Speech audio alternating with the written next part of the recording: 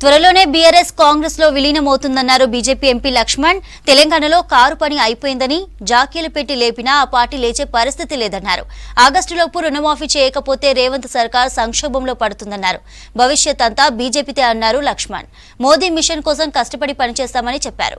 లోక్సభ ఎన్నికల పోలింగ్ తర్వాత హైదరాబాద్ లో స్టేట్ పార్టీ ఆఫీసులో మీడియాతో మాట్లాడారు ఎంపీ లక్ష్మణ్. భవిష్యత్తులో బీఆర్ఎస్ కాంగ్రెస్ లో విలీనం కావడం ఖాయమే.